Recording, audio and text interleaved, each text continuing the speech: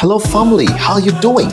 It's been a couple of weeks since we last uploaded our stories. And what a way to come back.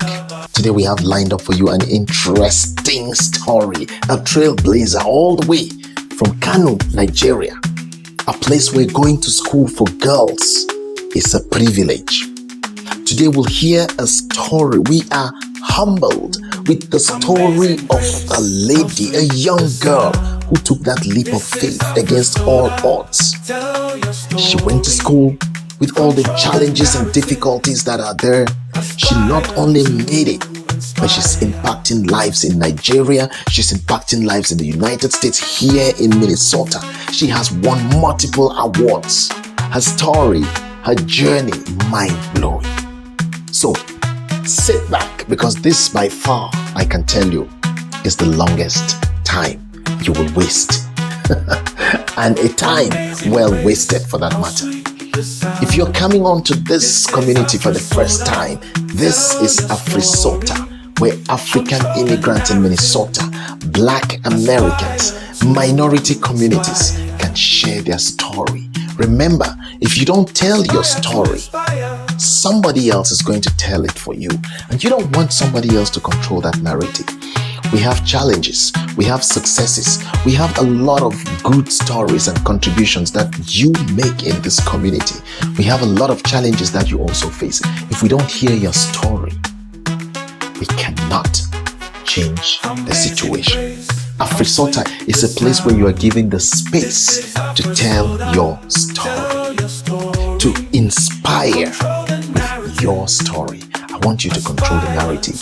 If this is your first time on the channel, if this is your first time in the community, come on, this is a community, a loving community. Hit that subscribe button, like and share these videos. Leave your comments below. Let's know what you want us to talk about next. And if you have a story, bring that story to Afrisota. We will give you your time. We will give you your space so that your voice can be heard. So sit back. Let's take you to Kano, where it all started. So I'll just ask you to tell us your name and tell us where you come from. Okay. My name is Fatima Lawson. Okay. I am from Kano, Nigeria, northern Nigeria, actually. And I have been, I have traveled, I've lived in the southern part of Nigeria. My first experience with the South is actually when I went to the university. Okay. I went to the University of Ife, Ile-Ife, and now they call it Obafemi Awolowo University, or OAU. And my going there was by faith, I would say, and by imagination. All right. Because as a child, I really hesitated to dream in case my dreams don't come true. So I imagine things a lot. You come from Kano, right, in Nigeria. Yeah. Paint for me a picture of a young girl in Kano growing up. What the society looks like. What are the stereotypes? What are the things that you're hearing? How is it for a young girl growing up in Kano? Well, Kano is predominantly Islamic, and we have some strict Islamic tenets that really guide, a lot of the practices. The best thing for any girl is to be that good wife and mother. No matter what your achievement, if you are not that, you hardly have respect. Hopefully that is changing now, because when I was growing up, that was the norm. And Western education is not really encouraged, for girls especially. Maybe boys and some very limited number of families might look at Western education for girls as the ultimate. Yeah. But, having primary education is okay. You need to know how to read and write and maybe help your children, homework and things like that if possible. But going way into, the university and then going to advanced studies was not really encouraged. It was something that, they didn't see as necessary. And again, you don't want to scare the men, because if you, as a woman, you hit that age of 18 and you are not really your hand is not asked in marriage, it becomes a problem. Yeah. I remember growing up seeing some of my relatives being given away as sadaqah, like a gift to a man, just to honor the family, so that they know that that child or that girl is married and she is, under the care of a man or a husband. And these are very young ages. Yeah. Oh, absolutely. And sometimes, they get married at age 9, sometimes 10, 12. And the best age is before 18, though. So that, they're young, they're in their prime. And sometimes the belief is that, when they're that young, they will be easily malleable, and they are not, of course, influenced by other things. And they will be better wise, they'll be more submissive, and they'll be better, I would say, mothers as well. And then they look at also, the fertility, the fertile ages. They're just, another thing, they're just so fertile. Among, within those age ranges. So that's another thing. And procreation is very important for us. We don't limit the number of kids that God Allah gives us. And we just continue to give until we can't get any more. So those things actually influence. And if you are going to be a mother at that young age, that everything comes in. When you're a mother, your primary responsibility is to your children, to your husband, your children, the community. Because when you marry a man, you marry his community. You also take care of, if there are in-laws living with you, you take care of them. So with that, Western education will be put in the back burner, if at all, considered. So that makes it very difficult, And if you insist, and you really strive to do that, at some point people will be afraid for you that you wouldn't have a suitor, nobody will want to marry you because they think that you'll be wayward, they think that you will not be submissive, or you will not have time to really learn those skills that will make you a good homemaker, for example. So those are the kinds of things, And when I was growing up, I just loved school. And for some reason, my principal saw it through me and some other Hausa Muslim girls that were growing up at that time very much into Western education. And that's why she took a personal interest in me and made sure that I took that entrance exam. And when I took the exam, to be honest with you, I did not think in my wildest dream that I was going to go to the university. I've already, settled on whatever fate has for me. And I didn't want to disobey my family, my parents. So what I did was to just, do it to please my principal. So that's how I ended up with my choices. The schools that she revered very much, the University of Ife, the University of Ibadan, and Nsukka, which was on the east.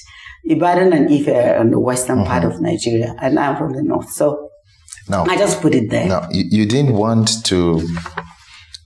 You said you did this to please the principal. Yes. To be honest with you, yes. I didn't want to disappoint her. You didn't want to disappoint her. Yes. But at the same time, you were ready to settle for the norm of the society, to please parents, to please the community, to please uncles, to please aunties. Yeah, because, you have to weigh it. Yeah. You have to weigh your options. Where acceptability is very important. You want to be accepted. You don't want to be ostracized from your community. Plus, you don't want to have disrespect. Yeah. You want to be respected, and you don't want to bring shame to the family. Because one thing with us is that we want to make sure that whatever we do it in the name of the family. It's not like, what I've seen in societies outside of my community, or even outside of the country. Because if you have somebody who's a thief, that really touches everybody in the community. Oh my gosh, that's a relative of a thief. And then they treat you as if you're one. Yeah. So if you have somebody that is a prostitute, a female, and they look at every female as such. So you don't want to bring that shame to your community. So you do the best that you can to stay within the norms. To fit in. That's the word. Wow. And then when you fit in, you feel more confident, more comfortable, and more supported. But if you decide to deviate from the norm, then you have to face the consequences. And sometimes, when I think about my life in particular, I say to myself, maybe it's the teenage, here being an educator, haven't studied kids, students and how they behave.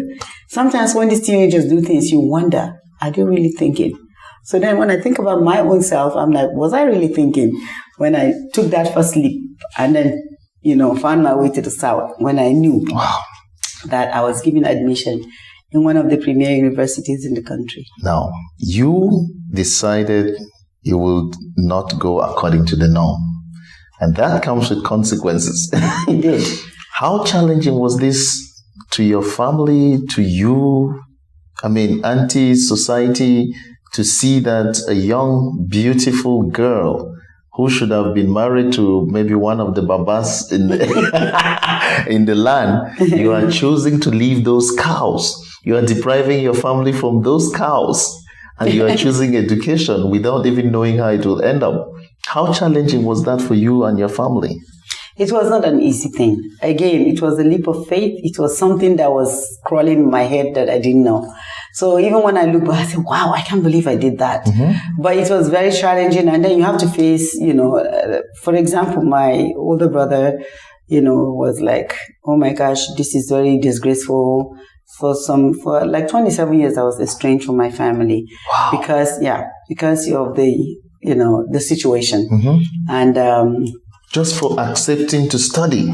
To study and to get married, to a Christian and those things. Mm-hmm. So those things really, bothered me in as much as I felt that I made the right choice, mm-hmm. and I never regretted the choices that I made. Yeah. But there was something deep down that said there's something missing. There's something. Because growing up in my community where we are supported, it's a family. Family is not nucleus, father, mother, mm-hmm.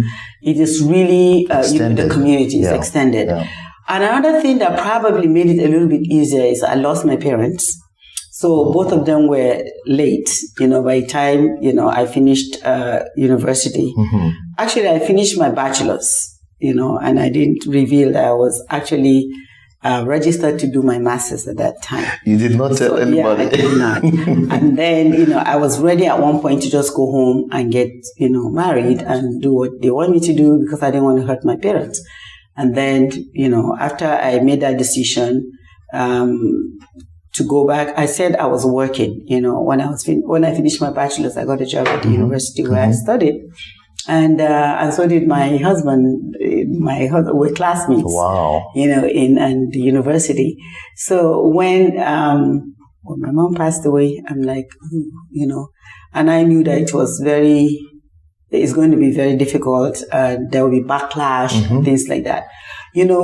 For some reason, moms are different. I wasn't a mom then, but I didn't understand the kind of love that she had for me. Yeah. In as much as she would say all these things and just to please the community, but deep down, she was really very, prayed for me every day, not knowing where I was. And my younger sister, who kept in touch with me also, mm-hmm. Really talked about how deeply she felt. And part of her illness was exacerbated by, the situation with me. So for all those reasons, I felt that, I needed to do so that I don't go back and either, lose my life or whatever. Mm-hmm. Because having gone through that experience, being in the university, staying away from home, it just changes your mentality somehow. And then you get to see the world more in a totally different realm. Mm-hmm. So those things actually build some kind of fear in me too. To go back without my protection, my protectors and everything. Plus my older brother, being very bitter to the point that he says he was going to kill. There's honor killing in the culture. Mm-hmm. And I did not take anything for granted. So I decided, and the university also embraced me to stay, over there and not go back to the north. And the only time I went back was when my stepmother passed. And being that she was nice, she was kind, she mm-hmm. raised me, and my sister, was hurting because she really, for some reason, kept in touch with me because she was the only one that I kind of finally, you cannot be an island. Mm-hmm. I now know the importance of family when I left. Yeah. I did not appreciate so much, but after there was no night, for the first year, I think that I didn't cry, just missing home, missing so much, even though some of the things were things that I did not agree with, mm-hmm. but for some reason they were part and parcel of me. Yeah. So I really enjoyed it, and I thought sometimes I would just go and just think about what my life would be if I remained at home. And I think about the good memories that my sisters and I shared. Just talking about what we're reading. I mean, anything you brought, we'll read. Newspapers, old newspapers. And And we had one uncle, Professor Adamu Beiki from ABU, who read a lot. So when he found out that we really love to read, he would give us a lot of the books. And we read everything. We read novels, we read textbooks, just as long as we were reading. So there was just love for education that actually pushed me to the point that there was no return, so to speak. I mean, what I'm admiring with your stories, you tell the story from a place of positivity. Yeah. You don't tell the story from a place of condemning the culture. You don't tell the story from the place of condemning your people. You tell the story from a place of, I just didn't go with the culture. I would have loved to be accepted in my community like any other young girl, but I chose education and it was not easy. It's very encouraging because a lot of times people want to talk about these stories of African cultures and not being so embracing to education from a negative part of view, from a negative perspective. I understand that every child, every human being must be free to choose what they want to without all these strings attached. But one thing very strong that you're bringing out in your story is, at the end of the day, we are humans. Yeah, and our cultures are our roots. Absolutely. As much as you break away to pursue something that you love, you are still human and you miss just being a young girl accepted by everybody in the community. And this is not small thing you're talking about. We have Hausa people in Cameroon, and I have personally interacted with a lot of Hausa people. Nice. I know a few words, Elakwana, Lafia. Yeah, but to the point of even, they can kill for this. And that would be considered killing for Allah. You know? Yes, that would be honor killing. This is what you were facing as a young girl. And you kept going. If they were to come for you, I'm sure the university does not have an army that will protect you. Absolutely, that's true. Yeah, the principal does not have an army that will protect you. But something in you said, I want to do this. Absolutely. That's powerful. Well, something was pushing me. For some reason, I can't sit here and tell you that I know what it was, but I know that I was motivated and I love to learn. I love meeting, new ideas. I love reading about things that I never think or imagine I would really get there. So to me, the pleasure of just reading about things that are unattainable, were very, very comforting. And I really appreciated, the school, the kind of school that I went to, where I studied with students from all over the country. Because it's a federal government school and managed by the federal government, Federal Inspectorate of Education. The quality was so high that, students coming from all over were really very smart, and you cannot but want to be like them, right? So what happened was that I tried my best to keep up, so that I am, being truthful to being admitted in a school like that. I was also grateful because when I was admitted into the federal government girls' college, all girls, because my family did not like us going to mixed schools. The only time I went to a mixed school was when I went to the university. And that was a shock to me. It was a rude awakening when you see girls and boys holding hands. That was something that really shocked me. But going back to my experience in the high school, I really... I didn't know that I would finish because, I was also engaged early to be married. That's how it happens. It's not like you date or anything. They just find you a husband and then, husband visits the family and then they introduce you. When the person leaves, they say bye. Then you kind of get an idea that might be, but there's no interaction whatsoever. And then with that, once you have been given a suitor or something like that, then that person also participates in in decisions about you, about your life. So the person allowed, for me to continue. Okay. And the person went abroad to study, didn't make it, for so many years. So I continued to stay in school, and that's how I was able to finish. So that really helped. And in the course of it, the principal knew about the story, and there are so many other Hausa girls that were withdrawn. It's like whenever we went back to school, somebody's withdrawn to get married, and usually, the people who really were very smart and loved school. So when I got to that stage that I could even take the entrance exam, she really made sure that I did. Yeah. And I think there was a fee that she paid and things like that. And then when I was doing my choices, I picked the first choice, second choice, third choice, saying, deep down in my heart, I'm not going to go anyway. So why not pick the best, Wow. So I didn't pick the universities that were easier to get in, because in Nigeria, they have that mentality. Nigeria is very, very high when it comes to Western education. So when I picked those schools, I never knew in my wildest dream that I would get there. And I finished, went home, waiting to get married. And I found out by a stroke of luck through a newspaper clipping that I was actually admitted into one of the best universities, my first choice, University of Ife. And that's what triggered my interest in seeing this place that has my name. Yeah, so it's another story.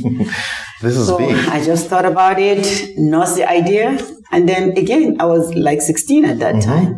Did you have a suit? You said you had a suitor. Yeah, but that person was abroad studying. Okay. Because in Kano at that time, we had a lot of expatriates in like government ministries and things like that. So there was a time when they were really encouraging, the indigents to go to school. So the government had a lot of scholarships to send people abroad to study. Okay. And they sent them abroad with a lot of, I would say support, money, you name it. They had it. They don't have to suffer, but just study. Okay. Right. So yeah. So I was, in that trajectory when, nothing happened. And then that newspaper clipping came. I know my sister's friend came to visit, and we shared the same room with my sister. And she showed her, oh my gosh, there's somebody with your sister's names. I knew I was the one, but I denied. I said, no, I didn't take the exam. And then before you know it, when she was leaving, I said, can I have the newspaper clipping? Oh, why would you have it? Oh, somebody with my name. I would love to have it. Keepsake. And that's how, with that clipping, I went and got on the train one morning. I made the 2.5 to 3 day trip to Ife. So it's another story every step of the way. In that time in Nigeria, the late 70s, early 80s, things were good. I mean, when they saw a young girl, everybody thought that, that's a sister. That could be my sister. That could be my daughter. So I know I was in the 3rd class. And when ticket collectors came, we had left Kano on the way to Zaria. They usually won't collect it right there. They'll collect it somewhere in the middle. And then they say ticket, there will be a ticket collector, and then there will be a uniformed officer or something. And then I looked at them and I bent my head and started crying. So they thought I lost my ticket or somebody stole it. And then one of them, whoa, what's your name? And then, usually Suleiman is really it's a common name. But of course, they say, which home, which Suleiman do you come from? And oh my gosh, I was very 100% sure I was busted that they were going to take me back. But it didn't happen. My older brother was in the military, then. Now he's retired. And this guy, for some reason, sent me a big loaf of bread and a bottle of Coca-Cola and told everybody that his sister was on board. So that's how I made the trip. So I was just, in the hands of, I would say, the Almighty. Divine providence, Yes, and it was meant to be. So I really believe in you did not pay the bus ticket? No, I did not pay anything. You just went by faith? And then when I went to Oshobo, which was where I didn't even know, I just said, this is where I was going. Yes, I did. So, I had my best outfit, a couple of them, and things like that. So anyway, so when I went I think before we got to where I thought I was going all the way to Lagos, and then the capital. I mean, that's all we knew. But then, one of the station master carved my way, as if somebody even felt, or as if something happened. It's divine edit. Yeah. And then I was taken off from Oshogo, and then we went to the station master. Had 2 wives.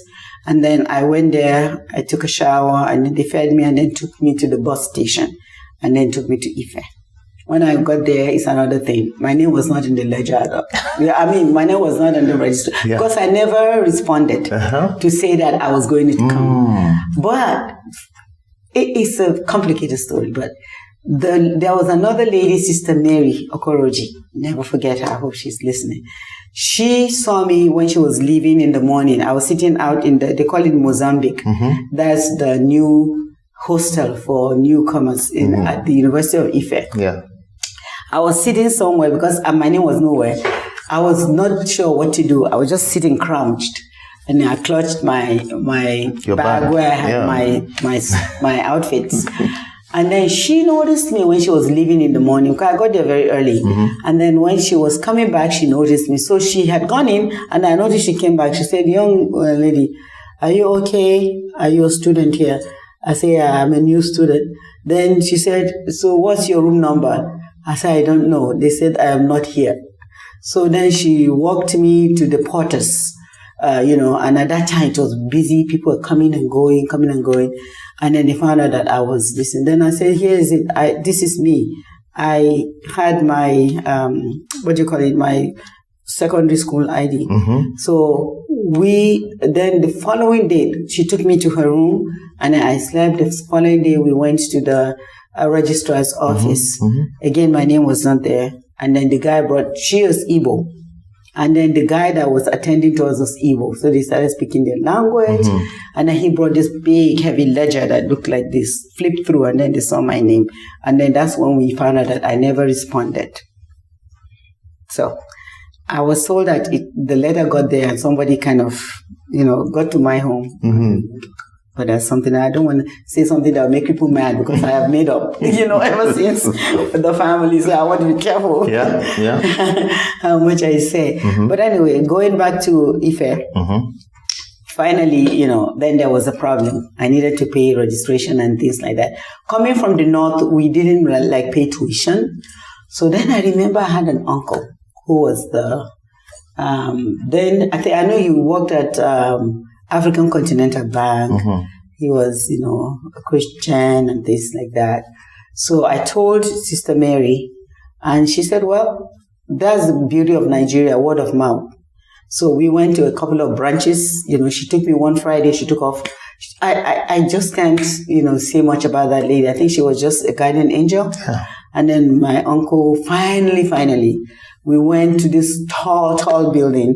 And then when he saw me, "Tony, what are you doing?" and everything. And then I broke down crying, and she told the whole story.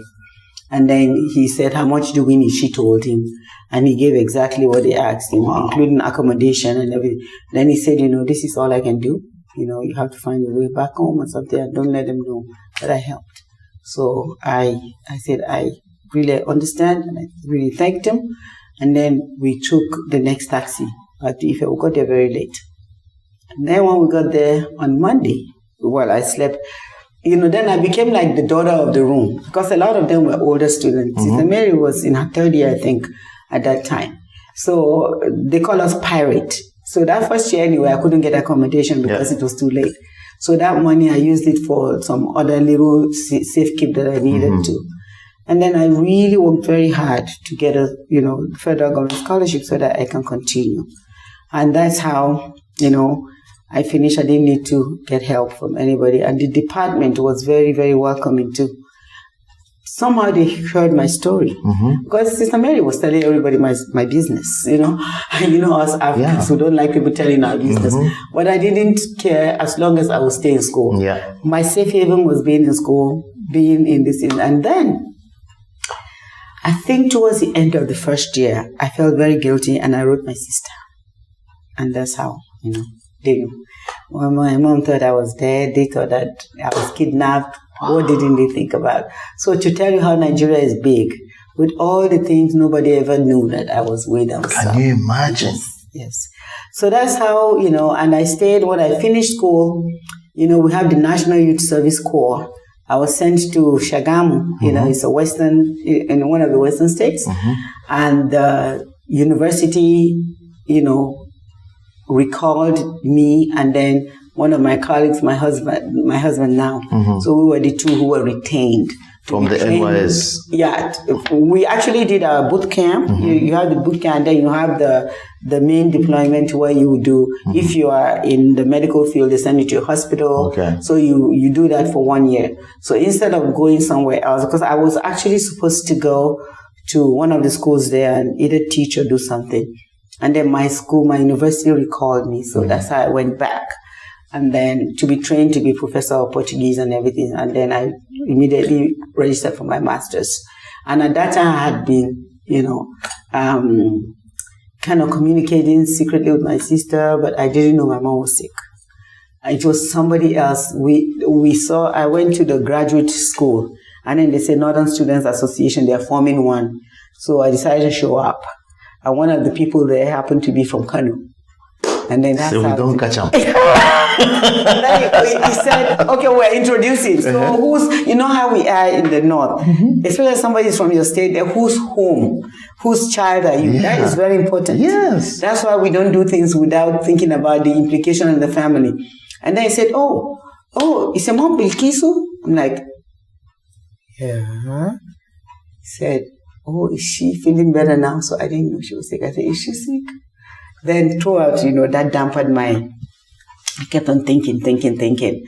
And then finally, in those days you write letters. It has to really travel, and everything. And that's how I found out that my mom was very sick and things like that. So, and then I decided that I will go home, pluck up the courage after those years. When she saw me, she was sick. Then she said, Astaghfirullah. I said, now, you can take my life or something like that. Because she has seen you. Yes. She has seen the long-lost daughter. And then people were very mad, but they could not do much. And then I told her, I said, you know what? I didn't tell her I was in grad school. Yeah. So I said I wanted to see how the four walls of a college or a university, then we didn't talk about college like that. University, so that's why, I left. I didn't do anything you would not expect me to do. I just went to school. At that time, she was so sick, she was so grateful to see me. And my sister was very protective, my younger sister. So I said, give me time. You say we should always keep a good name wherever we are. So I have a job. And the job, requires me to give 2 weeks notice. So let me go back. I would do whatever you want me to do. And I meant it. So I went back on the 11th day she passed away. And by that time, the guy had come. So he was the one that sent me the telegram because my sister had shared, So I paid my respect and went for the 40th, which is what we do. Usually we do the 3rd, we do the 7th, and then the 40th. By the time I got the telegram, the 7th had already passed. I debated going, but I could not stop. Something pushed me. I went, and things, went well because at that time, everybody was grieving. And that's how I knew that when people are grieving, they don't pick on you. So, again, I think 3 days after the 40th, the way I left that first time, that's how I just sneaked out again. And then I left. Never went back for 27 years until 2012 when my stepmother passed. Again, I went.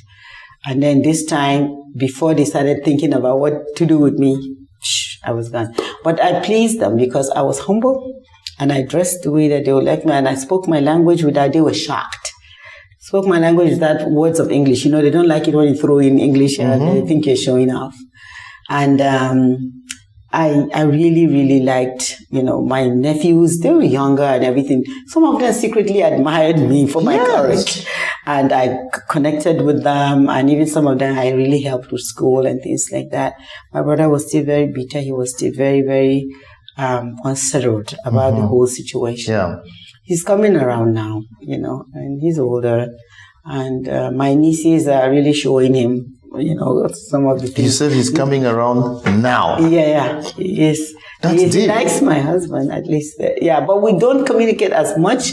But I know, once in a while he can remember and then just out of the blue get mad and things like that. But I am also very careful, not to rub anything in, to make sure that I keep that relationship as much as I can.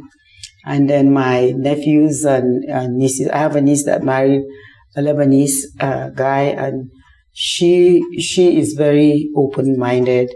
And to be honest with you, I think some of them really, admired what I did, in as much as they were afraid to verbalize it, to show. I know my brother was always telling the kids, don't follow your auntie or something like that. So there are just so many instances where I felt that, he still has that. Even my uncle, when he found out, he helped me a little bit. He said he was in trouble to get him. And then my uncle passed away. But it's really been a very difficult thing. That's why I know the importance of family. Maybe it's the upbringing, I don't know. Because some people will just say, well, who cares? But I do.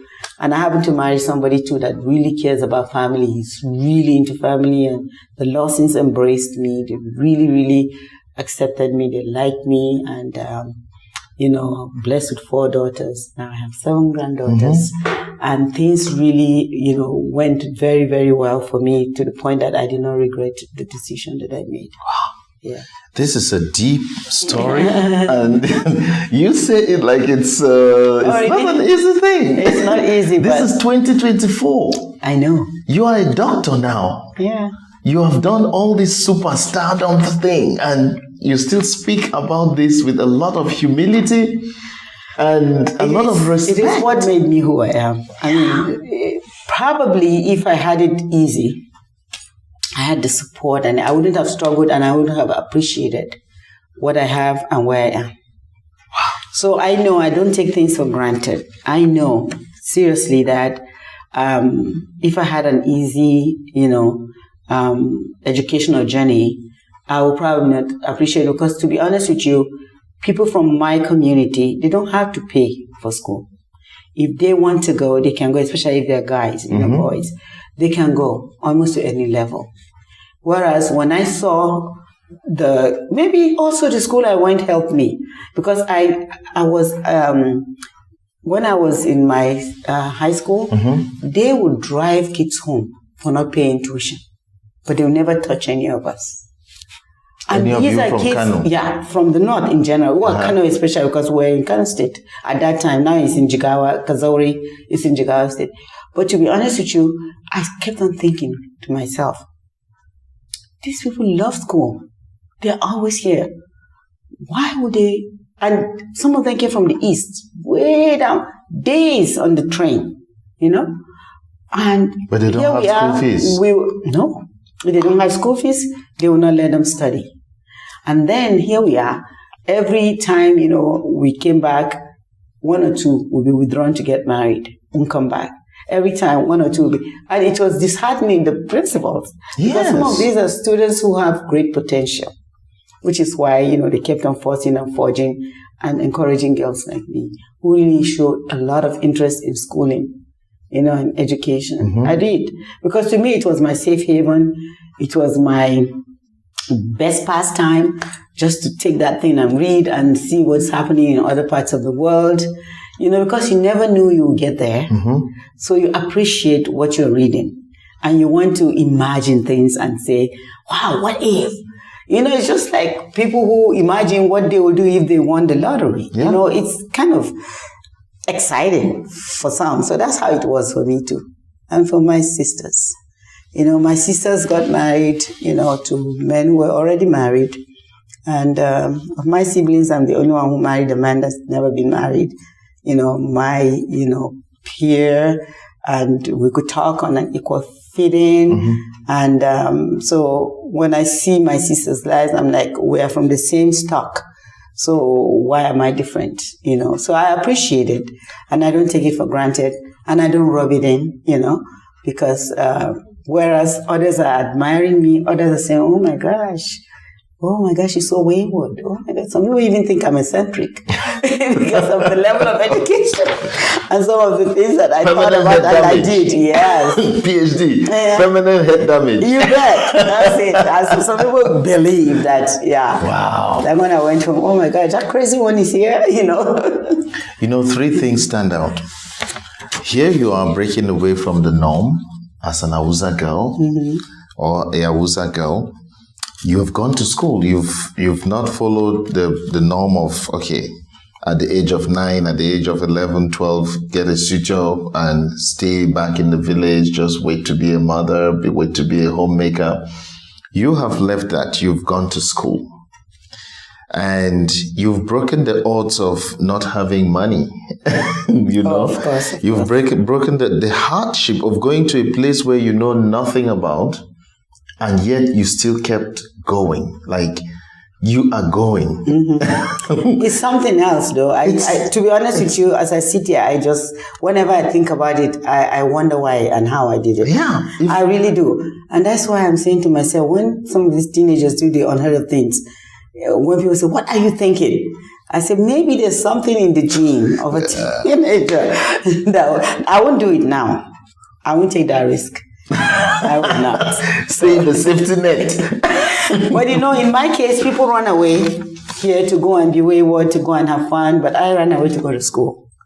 So that makes it very different. Now, I just want those children who are listening, just the access to school is a privilege. It is a huge one. We're not talking about the fees yet and everything. No.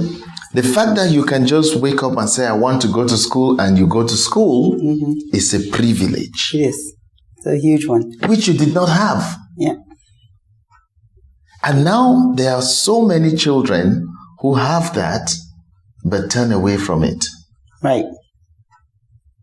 So maybe they have more exciting things. Maybe they have more exciting things. They have video games. They have all these things. Games that we didn't have. We did our chores, and then what next? Instead of sitting down in a dark room or something, you had, something to do, which is reading, which is knowing the world. Sometimes there's no electricity. Oh yeah. You're using the fire or the candle. There was more than there is now, to be honest with you. But we use candle, we use torchlight and everything. To read. When I went home, after this, my younger sister was using, a flashlight to read. Which year was this? Recently? 2012? 2012 when I went. So since then, I've not been back home to the north, but I've been to Nigeria, to the southern part. Yeah. So to be honest with you, now they have more. They have cell phones. They can Google things, they can see whatever they want to see, including undesirable sites. But we didn't have all that, And we appreciated just having company. To be honest with you, growing up, my grandmother told us stories. They never read to me. Now we as educators will say, read to your child every night. Do this, do that.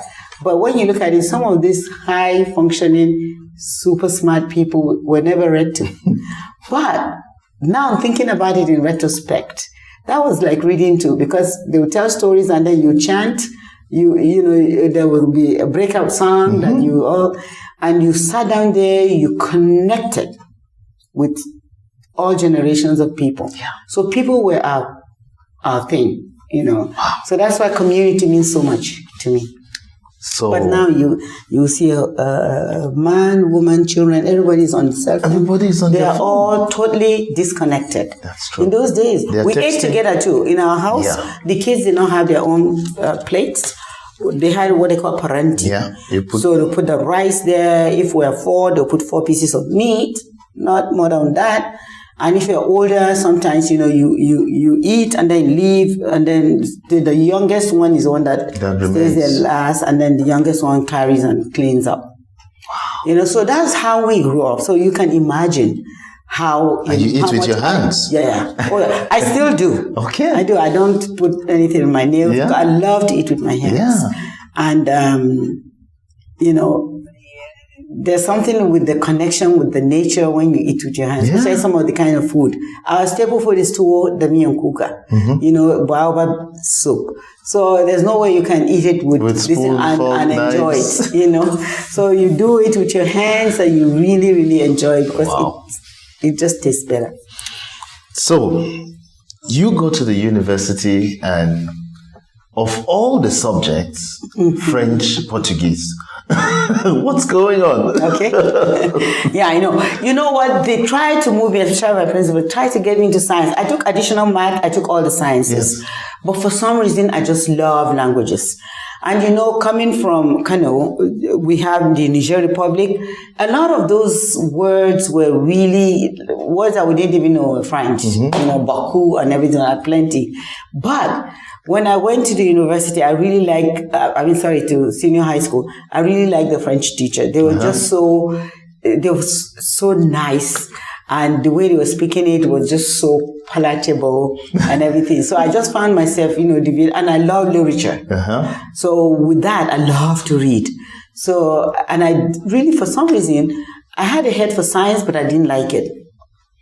And when I really, really think about a future for me, I thought I would be an actress at one time because I would memorize plays and everything and play and help, stage play, especially when, somebody's sick. Then Mr. Agu, my English teacher, would call me and give me the lines and I would memorize and almost immediately. And I'll go on stage and play.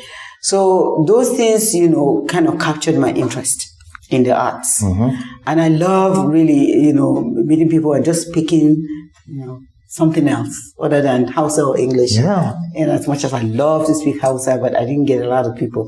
Actually, I didn't speak it for some time when I was in university until I think my second or third year when I had a friend, Saidu. She came from Benue State or something at that time, from Makurdi. So anyway, when, I went to high school, I really nursed that idea. And I noticed that they were veering us towards sciences more. And, there's tracking when I was coming up. Yeah. If you're really very smart, they would veer you towards the sciences. They want you to be doctors, they want you to be all those things. Pilots. They didn't even talk about nurse at that time. And then if you're not, they want you to go and learn typing. They will actually withdraw you from school. Because, in school, if you're pregnant, I know some certain girls came pregnant and they were really withdrawn. Now I think about it, I say, what injustice and disservice, to humanity. And then if, you're failing, they will track you to the technical field. And part of that technical is training you to learn how to type. Typing. Yeah. Well, which is what we now revere. We call it career, right? Yeah. So anyway, I really love it. And then when I went to the University of Ife, and this is a story, my first year I was like tops because I had a lot of French, going in. I was excited. At one time I was actually reading nothing but French books, and I would try my best to, write also. And the accents were like fascinating to me. It was hard for some, but I just loved the melody in the French went, language. Yeah. So then my second year in the university, of course, when you have a scholarship, you want to keep it up. There was this guy that came from Togo. And he was very mature, was very humble, but super smart. And I noticed that the professors, whenever he said something, they took it as gospel truth. And then the rest of us were like, and I can't afford to have a B average. I want to really make sure. So that's how I picked up Portuguese. And guess what? He also picked up Portuguese because I didn't want to take a whole lot of English classes. And that's the guy that I married today. So they say if you can't beat them, join them. Then we formed a study group. And we're a bunch of us in the study group. And I noticed that he was really very nice, very considerate. And, treated me like a little sister. So little by little, he got to know my story. And he would tell you that the first time he saw me in class, I was like walking around the walls and he was trying to talk to me and then I was gone. So I used to I was scared. I was just from school, from the dorm to my faculty and back. So then I picked up Portuguese because I didn't want all my grades to rely on French. I was afraid that with this guy who has superior French, he might going to topple you. Yeah. So then that's how I picked up Portuguese. And again, my love for languages. And Portuguese was really another language that was easy because of the French that we already have. The French background. Yeah. And that's how actually the department decided to keep us, because we didn't have any Portuguese professors. They were all expatriates. Wow. So they wanted to start growing their own. And at that time, when we graduated, we either went to foreign service or we taught. And foreign service was very lucrative at that time. They would send you out, you'll be an attaché, and then you're an ambassador and those kinds of things. But I really wanted to stay in touch with knowledge. And I know teaching will keep me in touch with knowledge. So that's how I, ended up. So and after then for you masters, finished? Because, when you are already in the university, and you are teaching, as a graduate assistant, and then to advance, you have to have advanced degree. It's not like here that professors cannot have doctorate or something. So I picked up math because that was the only one that was available, linguistics, and I already was teaching grammar and those kinds of things. So then I started, the master's in linguistics, and then almost done because of the grade level and everything that I had. I got admitted into Ottawa U for the PhD in linguistics too. And then, of course, one thing led to the other. I went back home, got married, and my husband came here to study at the U of M, Portuguese. Yeah. Because he actually left Ife and started the Portuguese department in Lagos State University. That's his state. His mom from Lagos State. And so the rest is history. I came here, I actually started in linguistics, but then I met one lady. Her husband taught at St. Cloud State, and she had a PhD in linguistics. So I think I was just in some meeting or something like that. I was like, we started talking, and then I told her, I said, "Oh, you're in Clevercut." I said, "Yes." And she said, "Well, you're doing linguistics. You better think twice, because I have this PhD that I can't use." She said, "People would rather have people who have education, who studied English and everything. Linguistics is highly academic, and very few universities will hire you." That's what she said. She was blunt. I'm like, I didn't believe her. I was in denial because I thought that, oh my God, this is my passion. This is it. I have always known that. Now I'm here. Yeah. Even transferring from Canada to here, they said that I had to take the TOEFL, believe it or not, test of English, a foreign language. Wow. Oh my gosh, when I aced it, they thought somebody wrote it for me. And then I took the GRE, graduate record exam. I heard that they don't do that now. I don't know. So I did all that in order to be admitted. So it's like going backwards. So after she told me that, I started thinking. And at that time, I was also having children. So I'm like, if she has a PhD in linguistics, she's good, and she cannot find a job. What will happen? And at that time, also, people are telling me to do nursing. Because I know all these nurses have jobs, and they have money and things like that. But I was not into money. I wanted education. I wanted to just learn and use my knowledge. So my husband is like, don't even think about doing nursing, because we're going back home. I still had my job when I came. And to this day, they never told me that I was fired or anything, to be honest with you. And periodically, they will ask me, when are you coming back, and things like that. So my husband said, you better remember, set your eyes on the prize and make sure that you came here to do this, do it. So I listened, and then I started thinking, oh my goodness, this lady told me this, and then you started seeing the reality, right? Even in my department, they didn't have any black person at that time. And, I'll go to class like this, I'll feel really lost because some of the systems and the thinking was not, and all this paper writing, discussion, all those things, I really, sometimes I'll have this great idea, be talking about what I found and everything, because I did semantics and pragmatics. And he's like, the professor. And then somebody will repeat what I said. Oh, great idea. And then I'm like, maybe that lady is right. And then one day I plucked up the courage. I went to graduate school, registered. I said, I want to change to education. And then they assigned me to an advisor. It was easy because I already did all those things, requirements. And then when I showed up, the advisor was like, and I was heavily pregnant.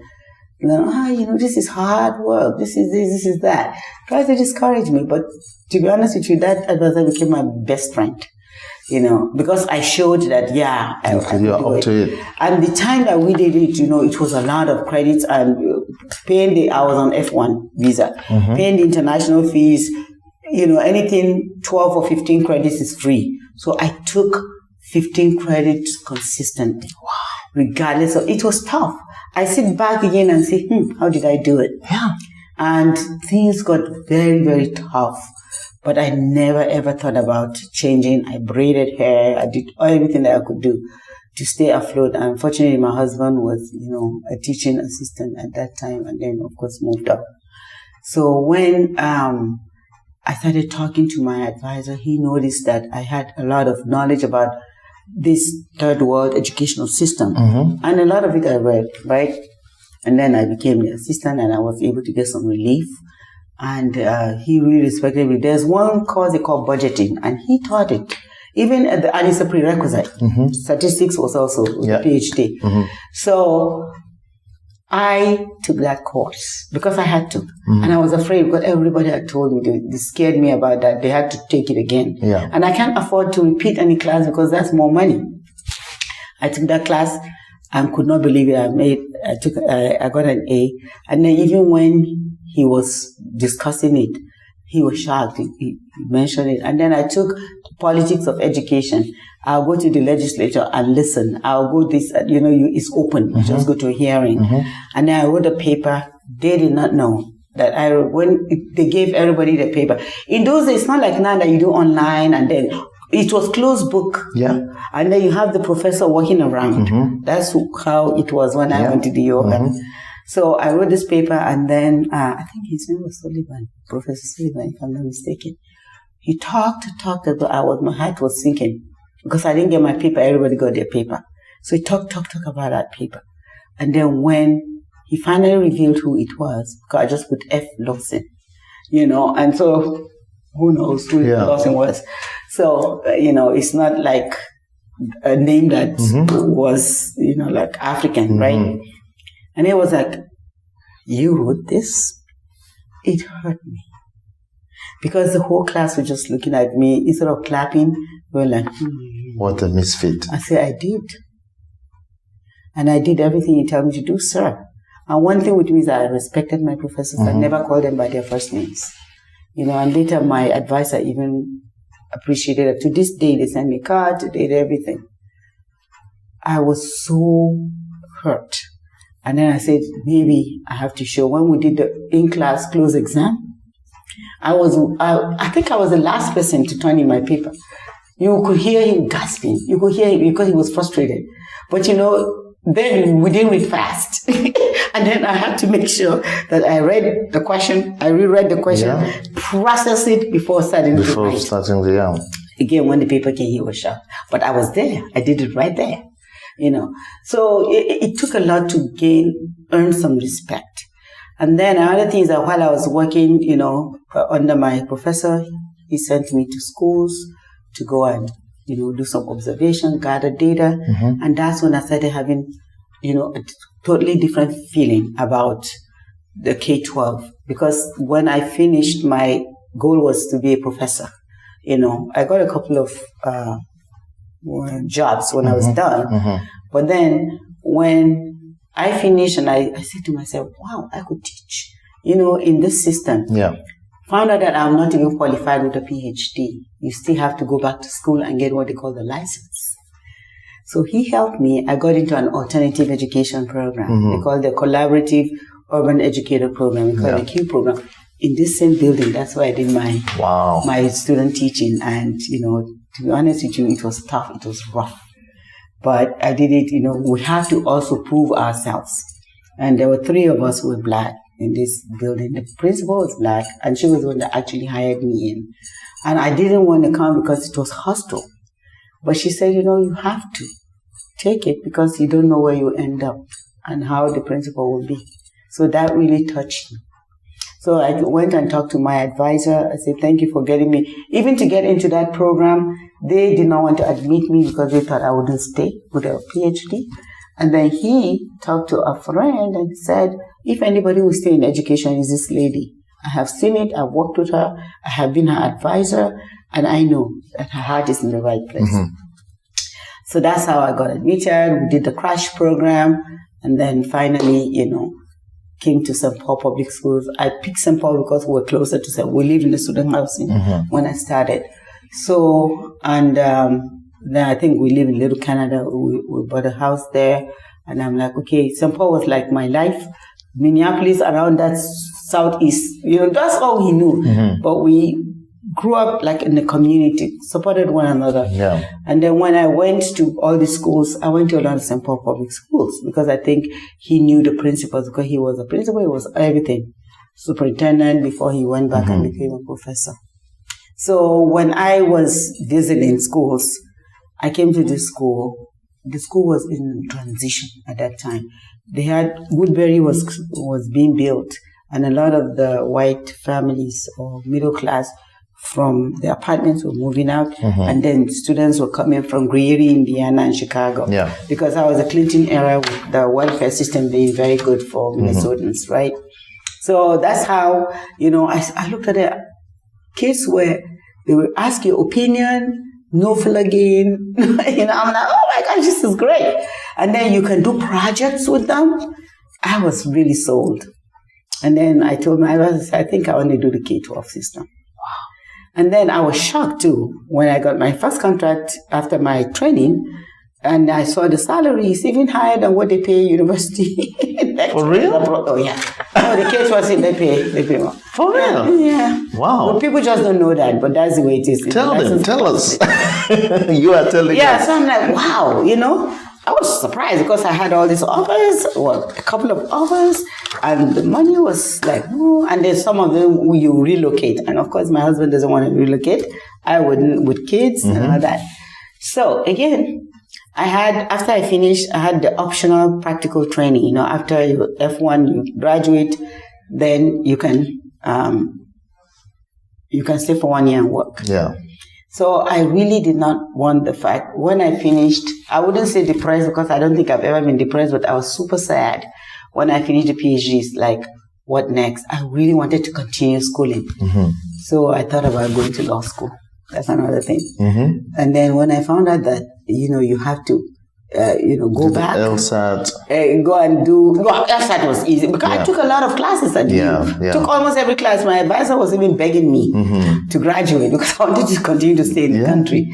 So anyway, when I found out all the conditions, everything that we have to do with immigration, and I'm like, okay, let me stay because I don't have the money. But, my goal is always to go back because I have all the necessary desires.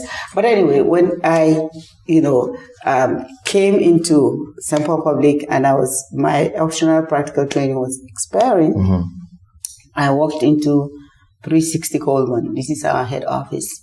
And at that time, they have Jan Magnuson. She was the assistant HR director. They had Philip Penn was HR director, but she was the one that dealt with so many things. I just walked in, I told her my story and everything. I told her that, I'm about to be, to leave because So I said, I need your help. I need somebody to file for me because, with the U is HB1, they'll be filing for the professors. They wouldn't do the permanent thing. So she said, well, you know what? As long as you're going to stay, as long as you're going to, and we are not going to incur too much expenses. I said, fine, no problem.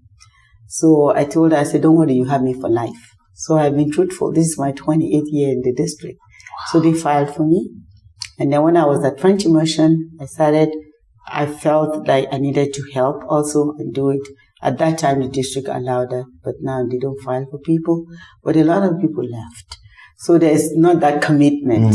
And I felt, blessed to be, working in the K-12 system because you see it from the beginning. You influence students, hopefully, is going to endure. Yeah. And now with our polytechnic program in this school, we are preparing them for not only college, but for career, for life. And we're giving them skills that will endure. So I feel that, I'm getting to my life's mission. And I also want to spread it to my community. Believe it or not, once in a while when I sit down, I regret that, I'm not doing much for a country that gave me so much. I went to the best schools, didn't pay.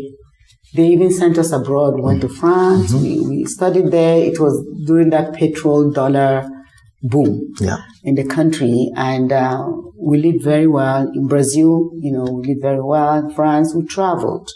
All on the government's, I would say pay back. And my goal was always to do something to my community. Back in Nigeria. But you know what? Last year, we sent a container of books to Kano through Books for Africa. Books for Africa. And then we sent books to 5 secondary schools. And my niece, my older sister's daughter who passed, unfortunately, after we shipped the books, she knew that the books were shipped, then she died of cancer. So she really kind of wanted to emulate, my example and everything, service before self.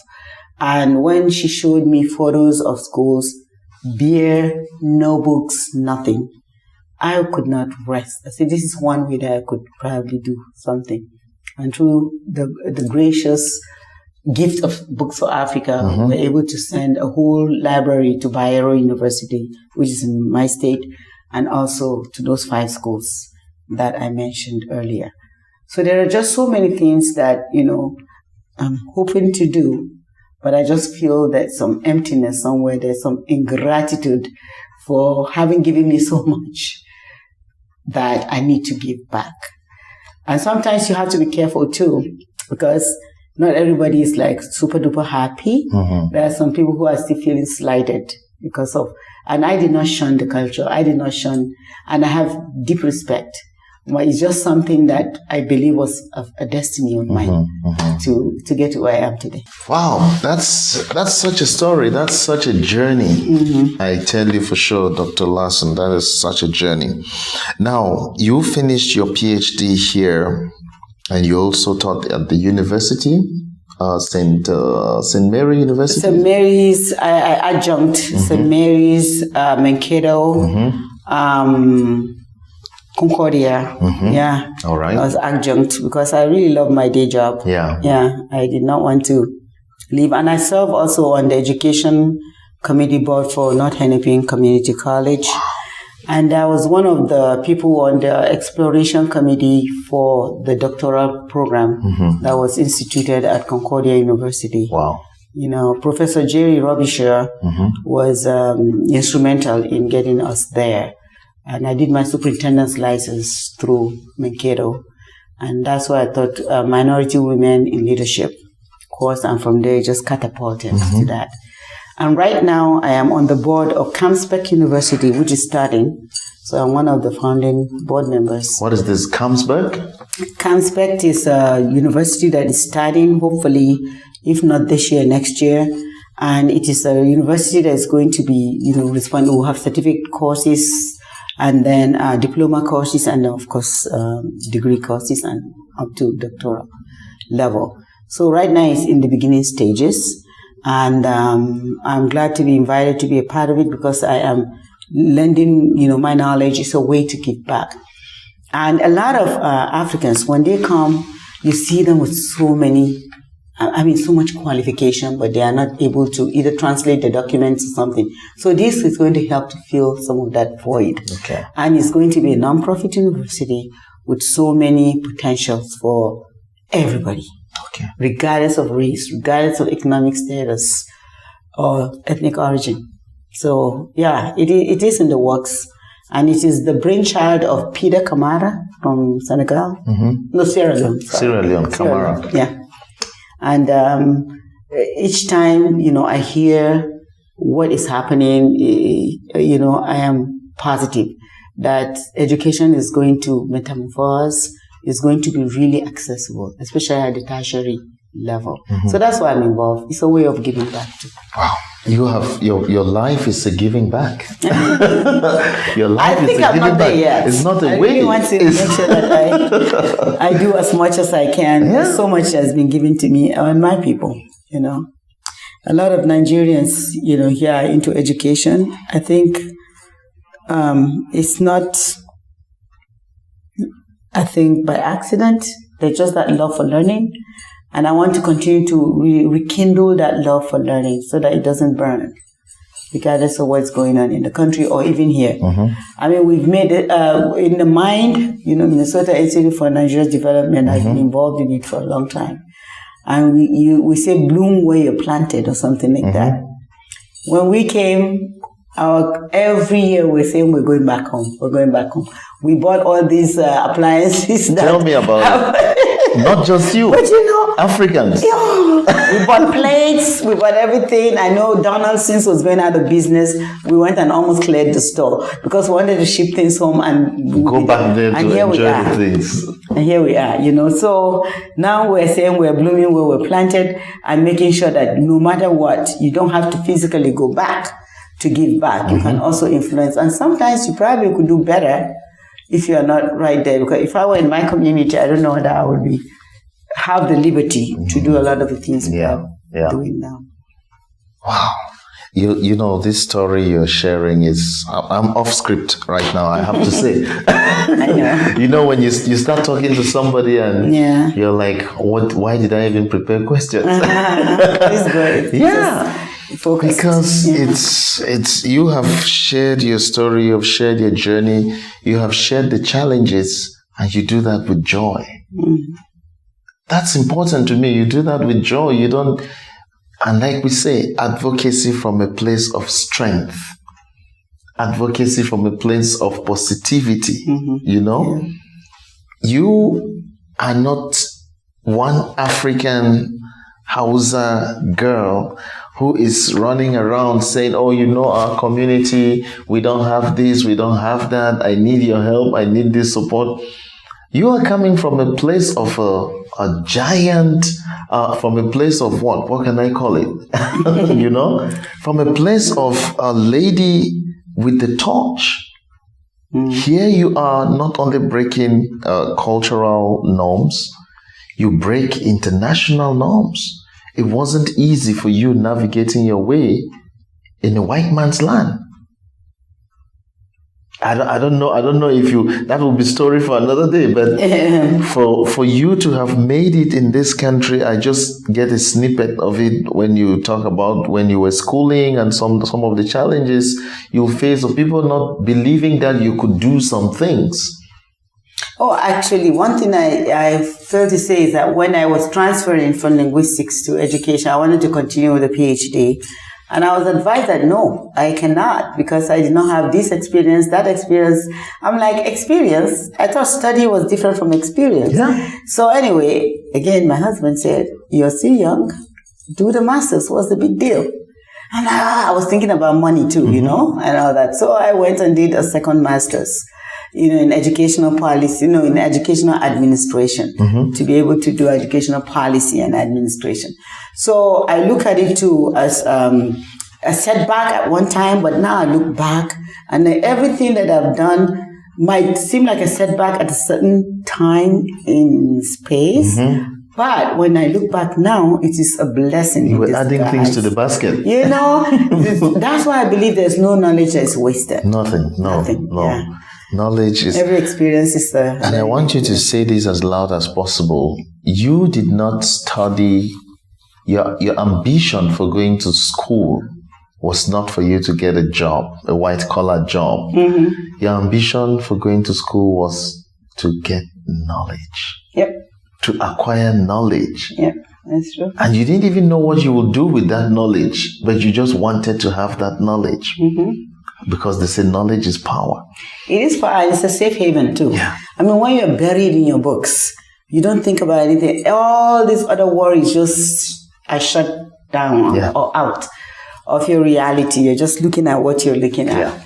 So that helped. And even if you're reading something, you might identify with it, but it's somebody else's experience. So that has really helped. Yeah. So at what point did you become the principal? Okay. I was in this building. I was enjoying my life as a 5th grade teacher. I took the class from Benedict Johnson, who became the superintendent of Minneapolis Public Schools. And as I said, it was challenging. We're having a different demographic shift. But I did so much with my students. I enjoyed it. We did, projects and things like that. And at that time, again, the school was changing. And we had baileys, and I can just write them. They would send me stuff, to the poetry tea party. We did so many things that people didn't think we could do with those kids. And then my position was cut here, and I was transferred to a middle school. And that middle school, we had a level 5 EBD program, emotional and behavioral disturbed. A lot of the students, the school has since closed. But it was an eye-opener for me. And so I was assigned to do 6th grade. And then after that, the principal saw something in me, because I never sent kids out. My colleagues that don't send anybody to the office, because that was my 3rd year to be tenured. So it meant a lot to me, So I said to myself that I spent 3 years in this building before, because my year of practice and everything. And I was a building sub also when I finished my licensure program, before I got the contract, the job. So anyway, going back to the middle school, I really, I was on P's and Q's all the time. I just wanted to please the principal. I wanted to do my job. I didn't send kids. I decided that I'll have a relationship with them, get to know them. So sometimes when they start doing that, I'll ask them questions and things like that. When they start doing what? Misbehaving. Okay. Cussing out. I mean, they will. That's how, you learn to grow and not to take anything personally. So, and sometimes, when they'll curse you? Oh, yeah. Oh. As the teacher? Oh, that's normal. Yeah. So I would take it personally. I would send them out, and then some of them had, POs and things like that. But the most important thing is that I tried to know them. And because of that, I didn't know that the principal noticed that I was having a good time and relationship, and the kids were learning too. So then they had an influx of students from Somalia, and the camp in Wottam Krabok, the Hmong, the Hmong, yeah. So there was, the math was very difficult for them because of the language barrier and things like that. So they wanted to separate them so that they would hone in on some of those basic skills. And here I am, I didn't major in math, but my principal assigned me to teach it. I had like 48 students. He gave me 2 assistants. One was Uba Jama. She was Hussein Samatar's wife, the one that passed. And then the other one, I think, was Mr. Shang. The 3 of us worked together. You will not know who is the teacher. I did the direct instruction, and then we broke into groups. They had groups, I had groups, and we worked together. It was seamless. It was great. The kids love it. We played games. Playing games. And then there's what they call it transitional math. The former superintendent, Valera Silva, was then the director of ELL in the district. So she also helped me, gave me materials. I went to a couple of training because I love to go to training. Yeah. So I'll check what is there. I'll go. And that really touched the heart of my principal. So at the end of that year, he said maybe ELL could take care of that. He wanted me to be his assistant. He didn't have like an assistant principal, but they had interns who functioned as assistant principal. So I was so scared. I didn't want to work in proximity because I was so scared of my principal. And then other people would say, oh, if he didn't do it, he's going to, you know how they just say all these negative things about. Now, were you scared of your principal because of some cultural things about you? Well, he was big and everything, yeah. And, just being that in proximity with another guy, I wasn't comfortable. Even now, it's kind of hard. So that maybe not scared. Well, I respected him. So anyway, colleagues around say, oh, if you don't do it, you will regret it. So I accepted. And then he got to know me, and he would be talking about me in the district. Oh, she speaks so many languages. Oh, she's super smart. Everything. When you became close to your principal now, that you break that fear that was there and realize that this person is actually a nice, a friend, somebody who embraced you. Who really cared about the kids. He was a little bit different. He was not your, he was a little bit unorthodox because he knew those kids. And he would tell you, I grew up in the projects of Omaha or something. He knew how to get them, how to reach them. And some of his ways might not be the ways that, usually should be followed, but he did his best to care about those students. And before I worked closely with him, I didn't know all that stuff. I thought he was this stern, mean person. Oh, that was feared. So they say, be careful what you hear from others, because usually, teachers tend to say things about principals. And I'm glad I did actually take the position. And then he started talking about me and everything like that. And then at that time, then I got my assistant principal. I got promoted to an assistant principal. But as I said, that school did not have, so I went to Capital Hill Gifted and Talented School. And there it was grades 1 through 8 school. So, and the principal at that time too was new. So both of us were new there, and we made it work. And then they were starting the French Immersion school. And he had talked about me, and then they felt that I was the best person to lead that school, even though I didn't have experience. And it was just a school that was starting. Yes, and I did. Wow. And we moved it from 140 to over 700 kids, and I was there for 12 years. Wow. So it's something, again, by faith. I gave it my all, though, to the extent that, they thought I put it before my family, but my husband was amazing. He was there for us. He was there for the girls. He was, very understanding, which is why I could actually do as much as I did. So French Immersion grew. We went from a leased building to a district building to 2 campuses. Wow. And then after that, I went to the district office and I worked for 2 years there in the alternative education, which again expanded my horizons. I learned so much because this is a district-wide, pre-K-12 program. We instituted so many things, and I really appreciated it. And then I went back to the building to J.J. Hill Montessori School. And that was when Philando Castile was killed. So actually I had, when I was assigned to the school, I was meeting with people. So I had actually emailed him, I think, to have a meeting because I was also fascinated. They have a male lunchroom supervisor because it's not common. So I was excited.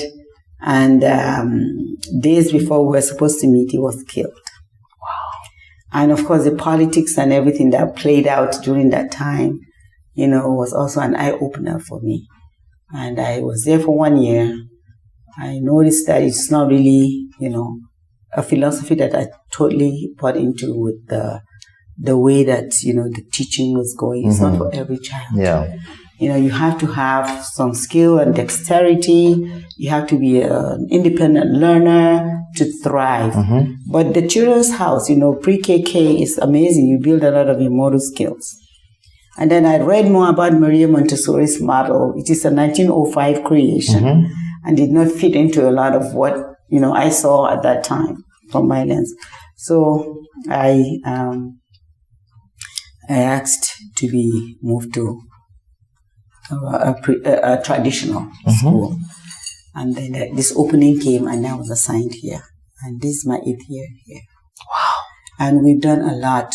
We went on the list, just as I was coming into this building, the corrective action by the state, the North Star rating, and we came out of it. So, wow. And then they were going to close us like 3 years ago.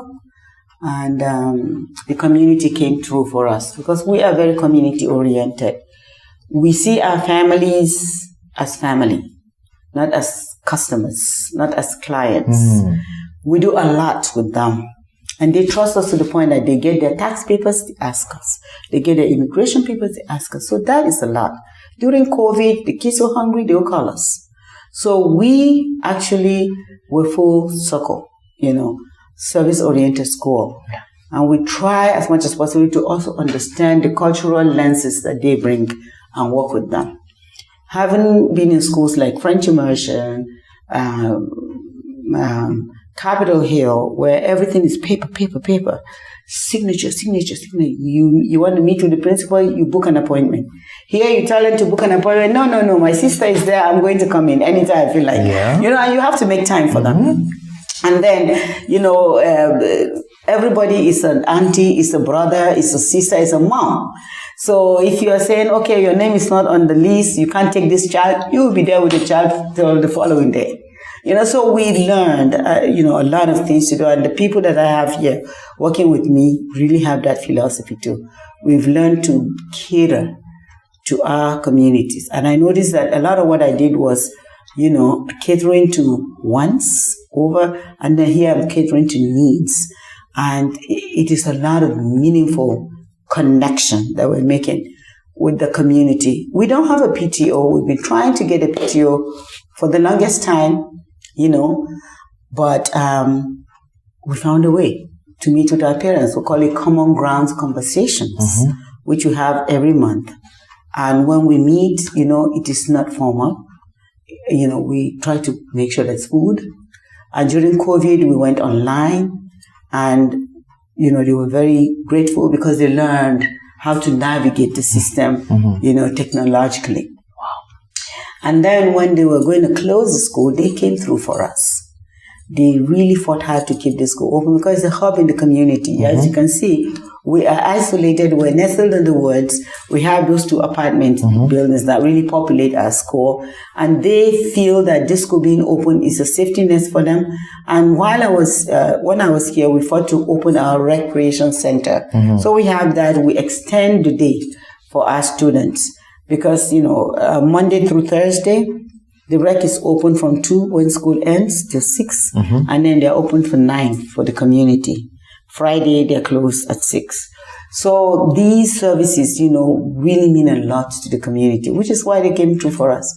So now that they let us stay open, we didn't want to do the same thing and expect different results because we don't want a situation where in 2 years down the road, we're being closed again. So we polled the community. We had an idea, staff, what we want to do to stay open. Yeah. We said, we will have a program in language and culture. All that stuff. We had lofty ideas. But when we decided to ask the community what kind of school they want to see, now that they have fought to keep us open, we wanted it to be meaningful for them too. So we met with our Korean community, where the Somali community is the largest. They said, you know what? We could do our language, we could do our culture at home. We want our kids to be lawyers, doctors, politicians. They gave us those examples. And then, we listened. Then we went to the Korean community, which is our next largest community. And we said, what kind of school do you want for your kids? What kind of preparation do you want for your kids? They say, we are farmers. A lot of us, we love farming. People will always eat. You cannot outsource eating. So we want our children to know the science of agriculture. We want them to know animal husbandry. We want them to be behind the scenes to really veer the way that food is grown and all that stuff. I said, wow, okay. And then we went to our Latino community, the new influx of families that we're getting. What kind of future do you want for your child? Because we start from elementary. They said, you know what? We are bricklayers, we are roofers, landscapers, etc. Siding, whatever. So we want these kids to take over these businesses. The Latino communities, that we have people who have really finished, they have the degrees, but they can't find jobs. Some of them are even coming to us to give them jobs. We want we want our children to take over our businesses. And we do not want a situation where they have all this knowledge and nothing to do with it. So that's how we came back to the drawing board, thought hard and fast, and then we came up with a polytechnic model. Polytechnic is not a very common term in the United States, we found out. People are like, what does that mean? And those who know it, they know it in the secondary and university level. So we're like, no. And we have a counselor that you saw. And we actually signed up like 3 years ago to be part of a pilot for career exploration. And this program, has really made us really feel like we're doing the right thing. At the end of 5th grade, this is our 3rd year in it. Students will be able to write, to get a portfolio. Hopefully they will know where they're going career-wise as they're getting into their secondary education. And then we are exposing them to industry experts. We have partnerships. Every track, we have 3 tracks. We have technology, engineering, and agriculture.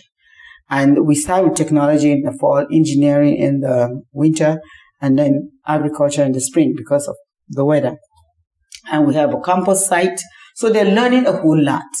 And Sir Tribune had an article, and they talked about what we are actually doing in those areas and how we are preparing students for life. So we like it, and our enrollment has gone up. Last year, we went up by almost 100 above projection.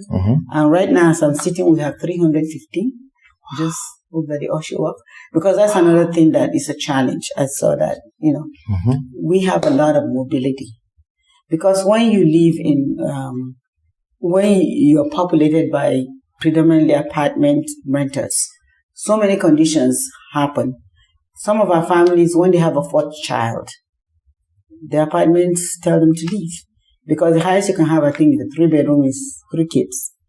And then a lot of the suburban areas are building these very, very beautiful structures that are much cheaper. So they would rather move. We have a lot we've lost to Burnsville.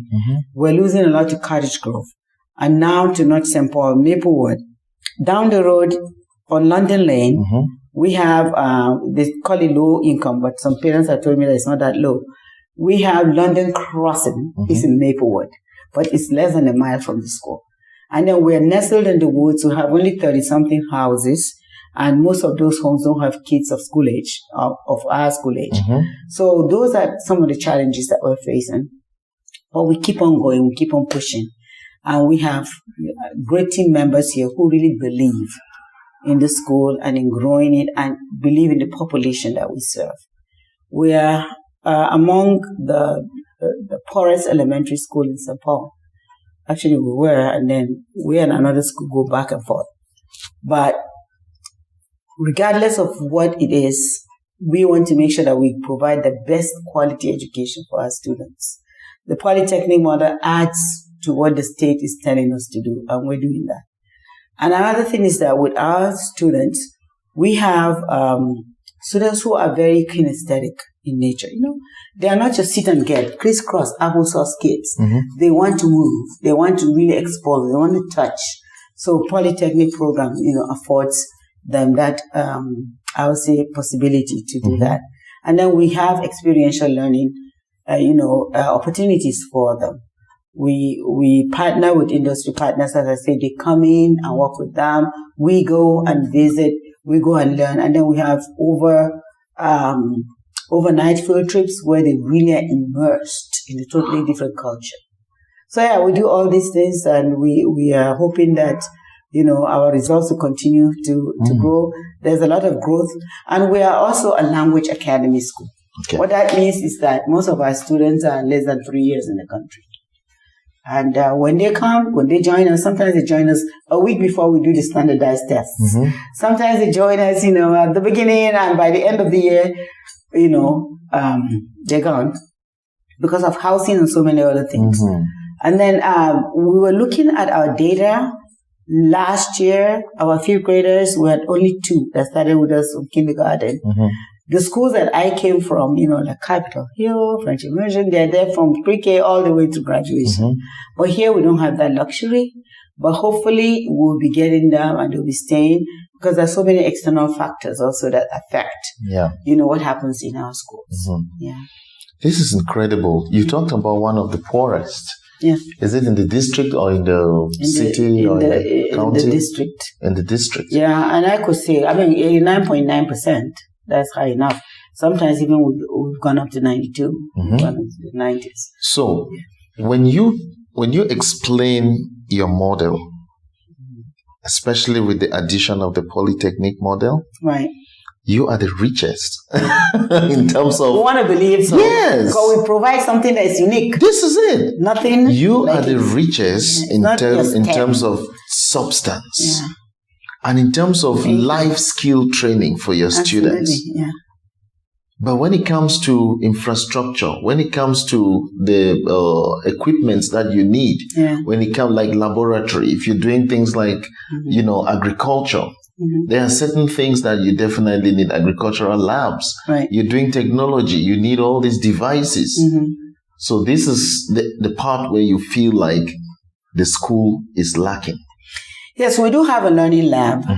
And is it very equipped? Well, we have 3D printer. Well, it's not like equipped to the point that we would like it, but it is a work in progress. Okay. We have industry partners that are helping us, and we just got a grant from MDE for $600,000, $200,000 for the next 3 years, every year. And hopefully we are going to be a full circle community because we are a community school. So that one, although there's some restriction, with grants, how to use it, but we're also expanding a lot with our partnerships because they are helping us to make sure that we are providing high quality programming. We just don't want to say this is what it is. And hopefully, sometime we are in transition now with a new superintendent. So hopefully, sometimes we'll get some grant or funds, funds to be able to help because Immersion gets, where programs go, another magnet. But still, the program needs to be funded, right? And then agriculture, we have planters, we have things that we have already instituted, starting last year. And then, as I said, we work with Youth Farm. So those partners really help us a lot. You asked a very good question because that's always been paramount in my mind because we don't want to just be nominal. We want to actually do what we tell families and what they ask us to do with their kids. So yes, it's a work in progress. We don't have everything that we need. But we also do sewing because sewing is a skill. Yes, and we have 9 machines now. I wish that the school is fully functioning, that I'll take you around because now they're still packed up. Since the room where it is one of the rooms where we put a sink in. So we have 9 machines and those were also donated by, I think, Proto Labs or something. And when we have our polytechnic night or day, Wednesdays, we have elective time. We started with tracks and then exploratory, kids tested. And then the following year, we started with the tracks.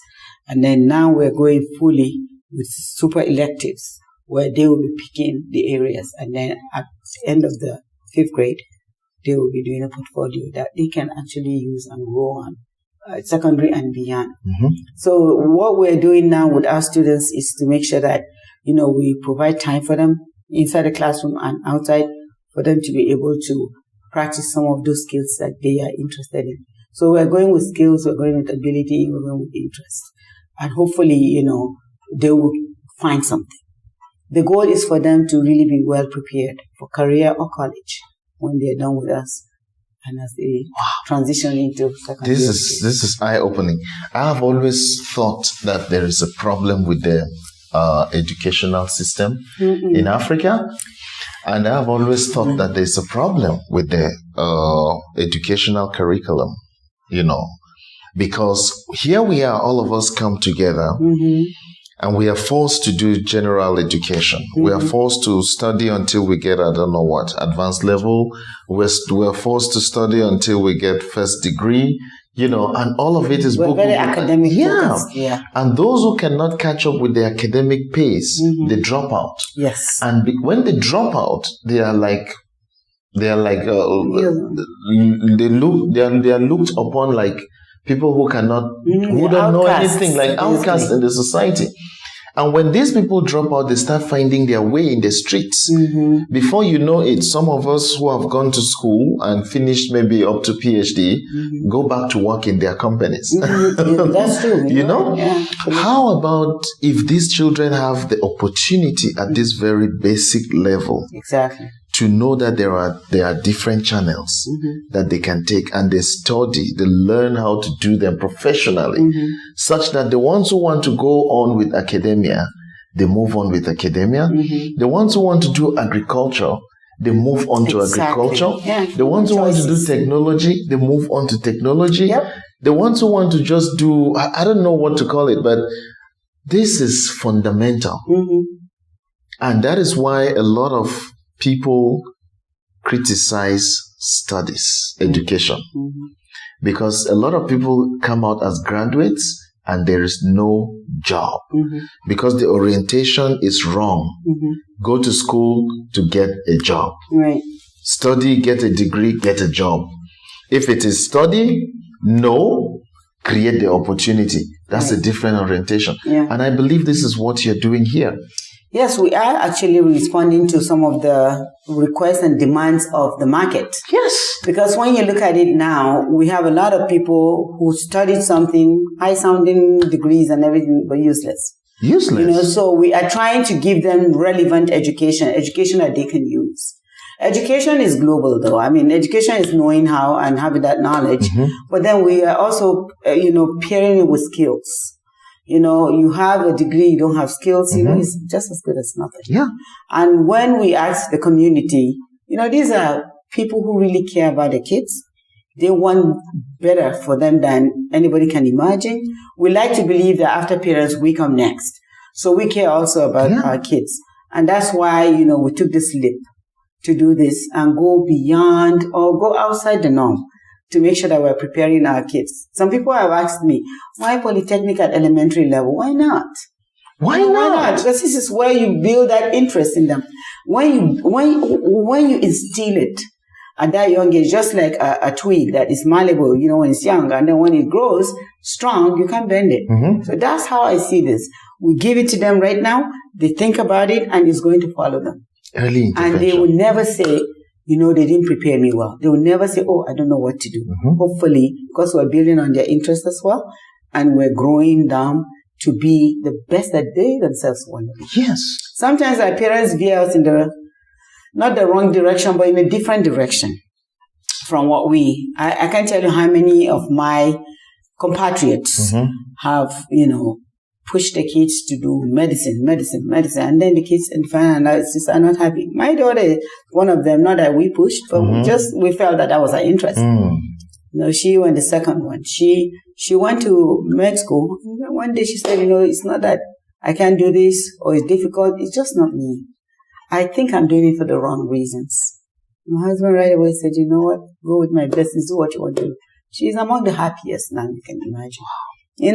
So we have to be careful. We must be. The way that we are veering our kids. The orientation. Build on their interest. Because there's no knowledge that is wasted nowadays. You could be, you could be a farmer and have all this great, right now farming is it. This is the basket, the food basket. There's so many things I see, I read about, and people are really, really capitalizing on those opportunities, not us. Especially West Africans. We are into, get that degree, doctor this, doctor that. Lawyer. When you ask any average, I will tell you, Nigerian family, I want my child to be a lawyer, a doctor, or an engineer. It's as if there's nothing else. What about teaching? One of my goals is to say, please, God, let one of my children be a teacher. I have one now who's a teacher. But without teachers, no other profession would be possible. And there is a lot in teaching that we should celebrate. I know, generally speaking, they are not well paid, but teachers, have a good life. When you look at it in the public school system, I'm not talking about other systems. The union is very strong, protects their rights, which I like and I admire. And then on the average, they work like 7 hours. They get 50 minutes, preparation time, paid lunch. So you get paid 8 hours. Summers off, spring break off, December 2 weeks off, and then draw on so many funds. There is a pension, there is a 403B, there is Social Security. There's also some other investments that the district supports. So we don't look at that. We only look at how much comes in every week. Every 2 weeks or every month. But it's not enduring. Yeah. So to say, enough about teaching, Yeah, to be honest with you, it is a great, great profession. I wish more people would get into it. And when you are really teaching, you're constantly in touch with nature. You're constantly in touch with humanity. You're constantly in touch with knowledge. It's very difficult to have that in other areas. So I hope that when we're thinking as African parents, what we want our kids to do, we'll be thinking globally. You know, we are not going to be veering them in one direction, because you put them in that direction, they don't want it, they will revolt. They are not like back home kids, you know. They will really tell you that they want to do it and then take their own route. And that route might not be what they themselves want. Just to show you that, you know, you can't dictate to me. How about us having that, make the home so friendly, make that conversation so friendly so that it's a conversation with the kid, you know, and that opening their minds to so many possibilities as you watch what they are also excelling in, you know, so that at the end of the day, we're not forcing the child to become the pilot I did not become, or forcing the child to become the medical doctor I did not become, or the lawyer that I did not become. Because every human being, no matter, as we say, the blood follows the vein, blood follow vein, you know, but every human being has a head of their own. And it doesn't matter. A lot of people, the genes can have something to do, the genetics, but every human being is made with their own purpose. And if I am... purpose in life. Yes. And, you know, who am I may bring you to this world, but I am not the holder of your destiny. I should not determine your purpose. And we should give children the space to think freely. Exactly. And then guide them. Be more of guides. Guide. Not forcing them to do, you know. That's true. And this is for me very key, what you're doing, Dr. Lawson. This is very key. And I believe that we need to re-examine the curriculum that we use in educational system, especially at the basic level. Because right now, there are so many people who would come to the United States from Africa thinking that, I have to do nursing. But you don't have the capacity to do nursing. You don't even have the passion to be a nurse. Passion is another thing we can talk about. But you say, everybody tells you it's nursing, it's nursing. Then some of them start by, let me try and start with CNA and see if this thing is something for me. And they try it, they say, no, I don't want it. Some try it, they say, I actually have a passion for it. Go ahead and do it. Right. You know? But when you try it as a CNA, that is like a basic level. It's exactly what you're doing here. You are showing the children there's agriculture. The reason why a lot of us underlook things like agriculture, you know, carpentry, welding, plumbing and all that is because where we come from, it's subsistence. And we didn't like bush. I did not like going to the farm to weed. It used to be like punishment. You know? And it's hard labor. It's hard work. But I'll tell you right now, if there's anything I will invest in back home, it's agriculture. Oh, absolutely. We have a couple of people who just moved back home. They have acreage and acreage of land. They are living very well and then sending even money here. You see? You know, it's reverse, right? It's reverse. So, sending money here to sustain the family. So opening the children to these directions, opening their minds to thinking that there is this way, there is this way, there is this way. And at the end of the day, guiding their decision. Exactly. I think it's the best. Supporting them. It's the best, it's the richest educational. We don't want to see ourselves through our kids. Let them see themselves through them. We can support them so that they are successful in life. They have a meaningful life. Right? And that's one thing that I think when you look at it, a lot of us Africans, we're just afraid. You know, like the nursing thing is survival of the fittest more so than anything else because there's more job there. They will always need nurses, right?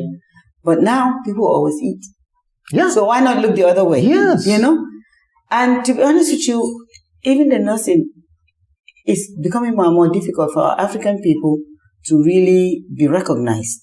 A lot of them have master's degrees, they are nurse practitioners, but they're still working as nurses. Of course. You know, and sometimes when I look at some of the fate of those, I'm like, you could do better. somewhere else or doing something else. Yeah. But again, I guess it's just the mentality that that's what will give you the best or the most money. If you go after money, then you will not be happy. You would lose it. You will lose it. You lose it. Yeah. And what would you say to those dreams that are given to us when we are younger? Sometimes we say dream big, but literally those dreams are dreams that are poured in our brains, poured in our minds. And sometimes we grow with dreams that we have been given. And even when we become grown-ups, we don't detach. We don't get in touch with the reality of our circumstance. Right. So we say, when I was growing up, I used to tell my friends I want to be a lawyer, and everybody respected me in my community. Yeah, so now you are grown up. It's so difficult for you to be a lawyer. You don't see a clear pathway being a lawyer. You don't think they respect you, but then you still insist. You must be a lawyer. We need to, we need to be more flexible thinkers. Be flexible. We must dance to the tune of our reality, and we must begin to charter the path that our passion leads us to. Yeah, and that's why I like some of the things that our families told us, like the Korean and the Latino families. Yeah. They're practical. This is what it is. People will always eat. You never not have food. That's true. So we want our kids to know that. We want them to be behind the scenes to know the science of, growing food and everything. Because here, if they're living here, there are rules. And like one said, they went fishing. Because back home was a fisherman. They caught so many fish. And they told them that they couldn't take them. They have to take them, they have to put them back. So that was new. He went with his son. So again, they have to know that these rules, otherwise they will catch so many fish, they will not be able to sell them. Yeah. They want to sell. So there's just so many things that we have to instill in our people to be flexible. Follow your passion. Your parents have their passion and they want to see certain things that either they were or they were not in you. So just find a way to really, really convince your parents. Yeah. Because to be honest with you, I will say this, a lot of our family my age, they are listening now, haven't seen how so many of that's one thing we don't talk about. A lot of our kids are depressed. They are seeing therapists. They are really hiding so much because they don't know how their parents will react. What you said earlier, that you have to find time to talk, converse with your children, is very true. Even with teachers, just have a time, just relax, ask them. Like here we have morning meetings all the time. How did your night go? What makes you happy? What makes you sad? Knowing all these things, kids are very honest. They will tell you how they feel if you provide that platform for them. But we have raised our kids to really fear us. In addition to maybe respect, but fear us to the point that they are not expressing themselves to us truly. They would rather tell the counselor at school how they feel than tell their own parents. Or tell so their one peers. Thing we need to do, or their peers, you're right. They are much into their peers. One thing we need to do is to really change our own, shift that paradigm of parenting. Ease off. Still instill values because we need it, but at the same time listen to your kids. Yeah.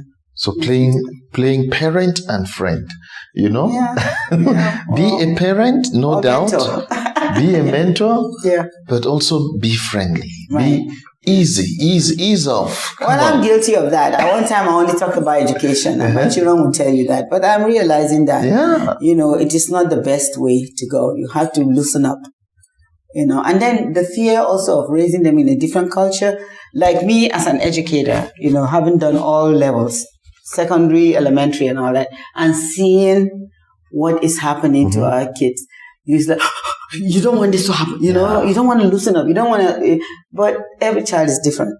Some of them might be in the throes of that and will not. Like anytime I hear the news, like the news that just happened with the 4 students that stole a car, I don't know what I heard. No, I didn't. And then one of them is in critical condition. They are between ages 12 and 14. No way. Yeah.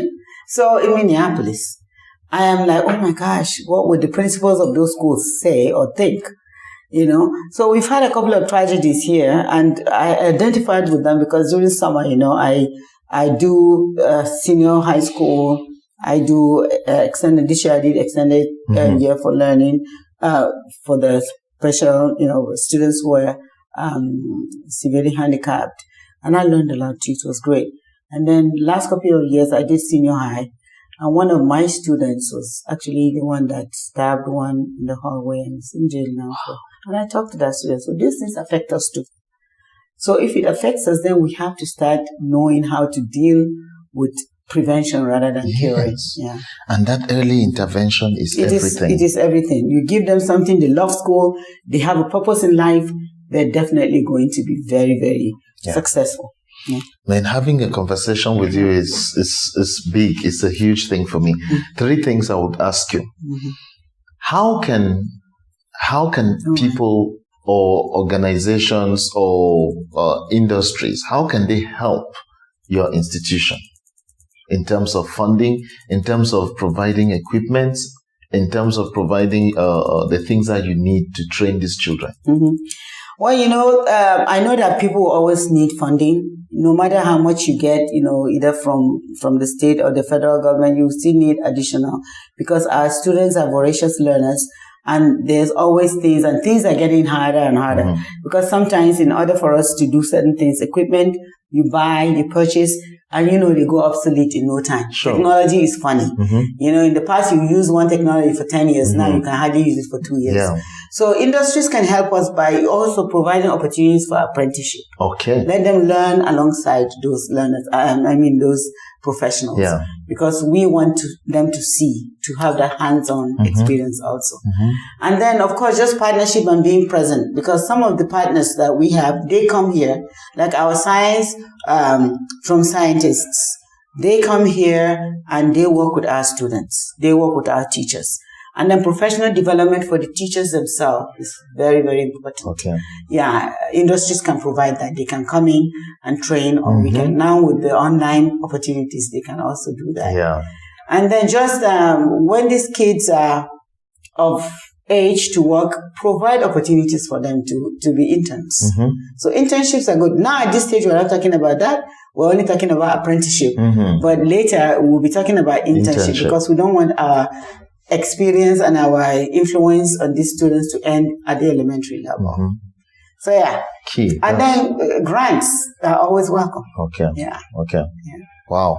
This is something that the state should nurture and copy and replicate. Yes, that's gold. Because this is gold. What you talk about, the substance of your system is the richest I've heard of. It could be the poorest in terms of how the funding is done, but the substance of your education, the children will leave from here and you will see results. Yes, absolutely. You'll see results. Positive. Yeah. And then I know it's a global issue. Teachers are underpaid. Oh, absolutely. I don't know whether it's global though, because I have talked to people from across the world. And like in Germany, they are among the highest paid. My daughter was there, the one that is a teacher. All right. She was there with her husband before they relocated. And then when you talk about, of course, Finland, where they have the highest level, as they say, they are among the highest paid, and the conditions are very, very, very, very conducive. Yeah. So, I know Nigeria is not one of them. Africa, not just Africa and some other third world countries. We have to move on. Yeah. Because, to be honest with you, Africans are very interested in education. Yes. When you look at the radar of educational, I would say, belief in education, I think Africa tops it. But for some reason, the leaders are not seeing it as a priority. That's why you go to a state like mine, you don't have books, you don't have anything, the kids are on the floor, and then you have 100 of them in a room this big. So no regard, no toilet, nothing. How can you do that? And then rain is falling, beating. Oh, no. So we have to change that. And some of us are hopefully trying to work on that, Because we belong to all these organizations, we do fundraising all the time. You go, it's one school at a time. And then what's happening is that a lot of the government officials are private schools. So they will be taking whatever allocation should go to the public sector, I would say, developing their schools and still collecting tuition from families. So there's a lot to be said about the way that we are treating education. Yeah. We have to really move from this whole me concept and then to our concept, because these kids are our future. We cannot afford not to educate them. Because if we do not, then guess what? We are not going to stay in our glass towers and expect them not to throw stones. Of course. So we have to start thinking. And that's one thing we're doing here too, to make sure that our kids are prepared for life. Drum roll. Now, the moment we have been waiting for. One of the 3 nationally distinguished principals in the United States. Oh, no. 2024 National Distinguished Principals. And I am the 3rd in my district. Yes. Yeah, to get it. The last one got it in 2002, I think. And then the first one. Doctor, you're talking about this thing like it's a small thing, or well, you know, you're not the. Well, the thing is that you have to also be humble.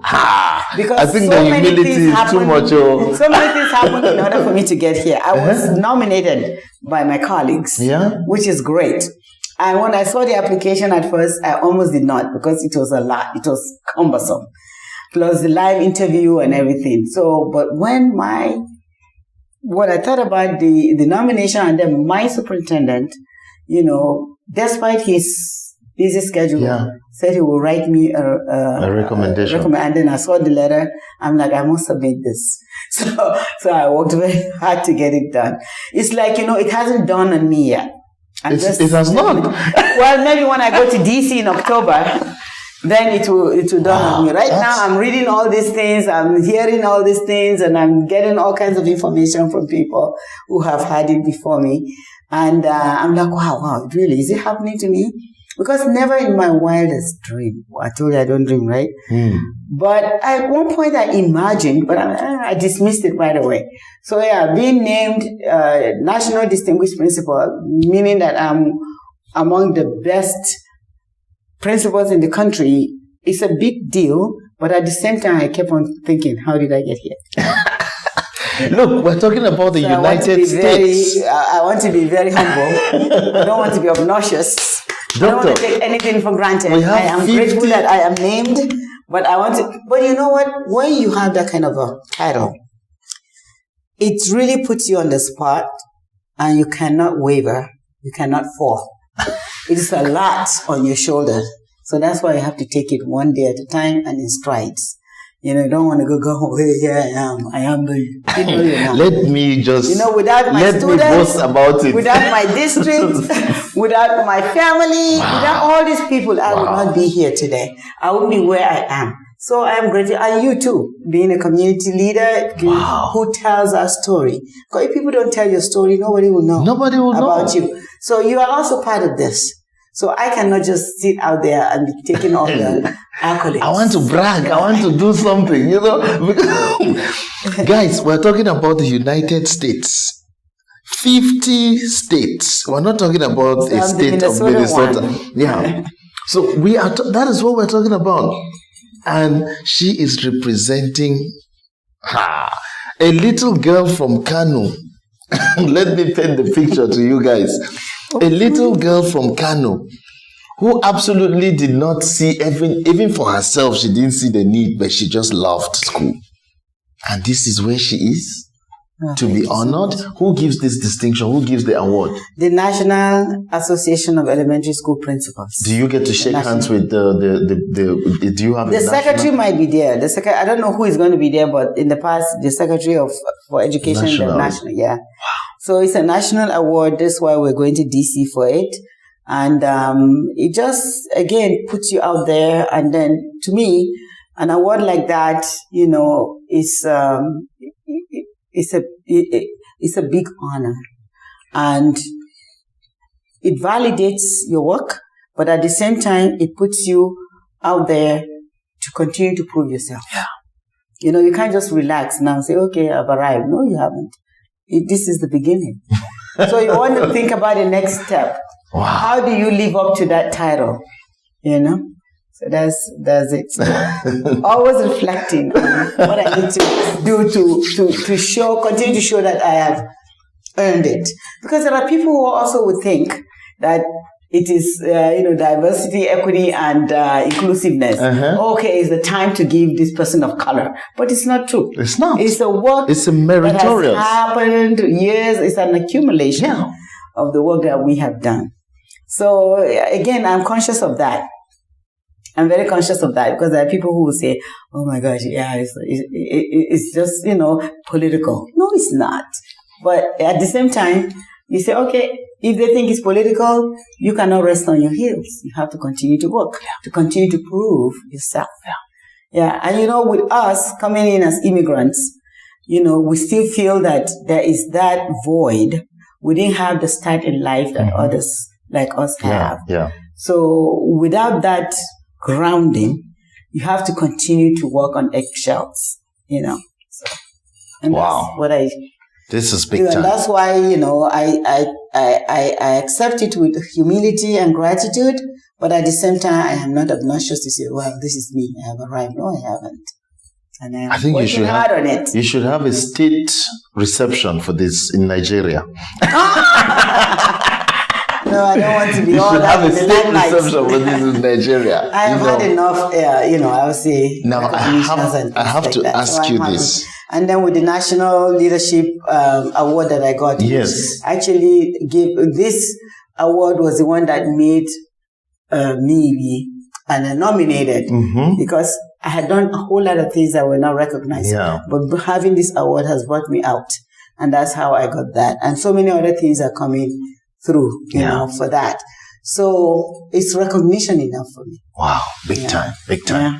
I have to ask you this. How do you get to this level of success and still be humble and still be a wife and still have your home together? Talk to women. Well, you know what? The thing is that humility, you said it. You have to be humble. There's nothing that you are that others have not been. That's one. Because you're not the first and definitely you wouldn't be the last.